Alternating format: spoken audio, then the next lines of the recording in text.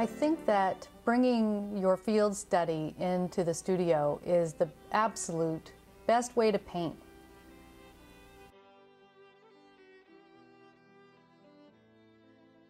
I'm beginning with a white canvas, but many artists begin by grounding a painting in color.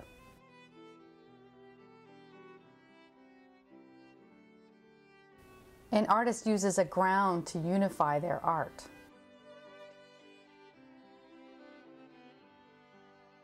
In this case, I'm using the color red to draw my landscape.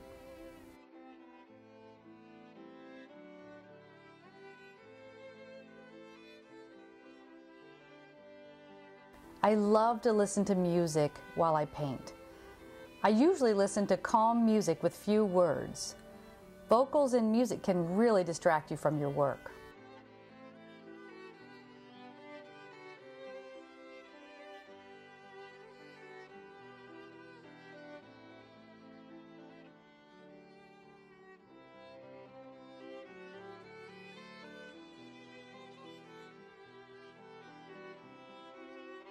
I remember my experiences when I'm painting outdoors by using my field sketches and my photos as reminders.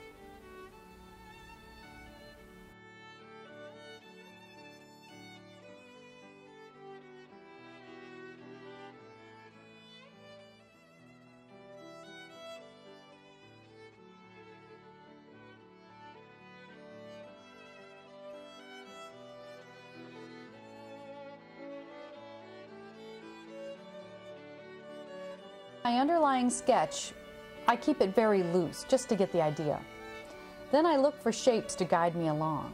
Then I draw the shapes.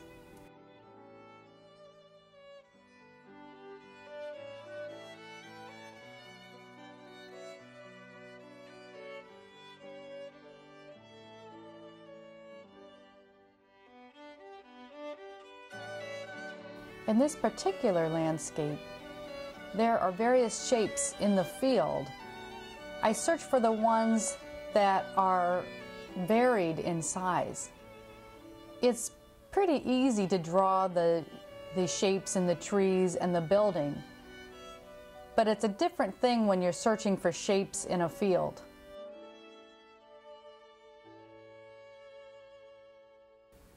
It's important to find the varied colors and shapes that make up that field, that draw you to the back. Keep your largest shapes in the front and then work them smaller as they get back to give you depth.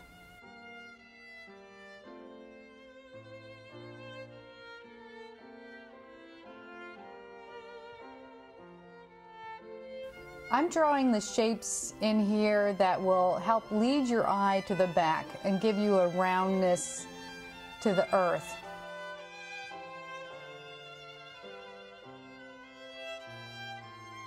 I'm laying in undertones. They'll show through the brush and add a nice variety of color when the painting is complete. Undertones are colors that build up to the light. They're the understructure of a painting. Always be careful when you're laying in a lot of greens on a landscape, a lot of grass. Can get very monotonous when you're laying in all the same color of green. Every time you go back to your palette, change your color up a little bit, mix a little something different into that green, and you'll get a variation of greens, which is much more interesting. Once you get your undertones laid in, then the fun can begin, where you can begin to bring out the highlights.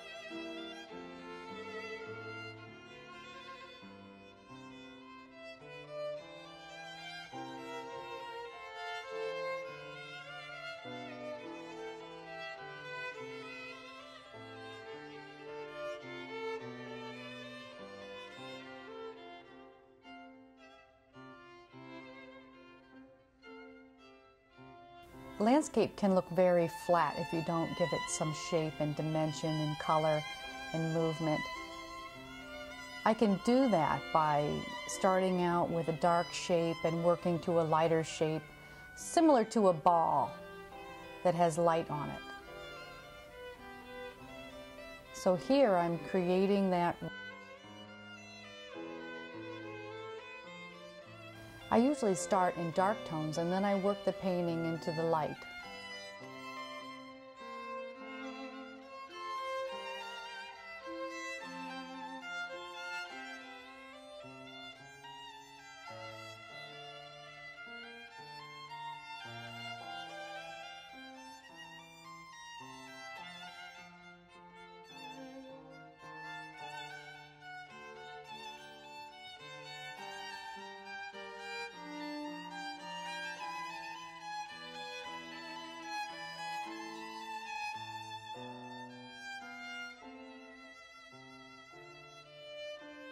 The background trees are nice and dark, and they'll have great contrast with my focal point, which is the barn.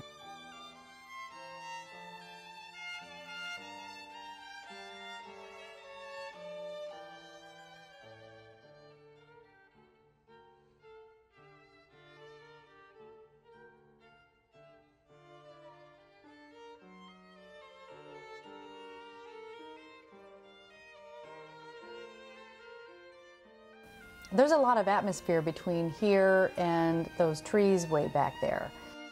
Edges get softer as they get further.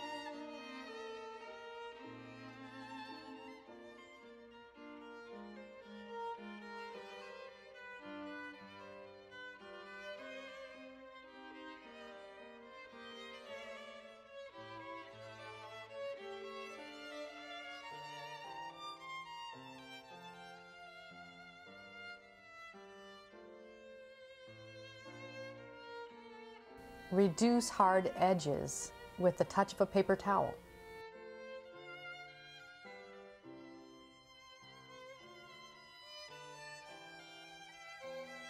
I'm so excited to have been able to share my plein air painting experiences with you.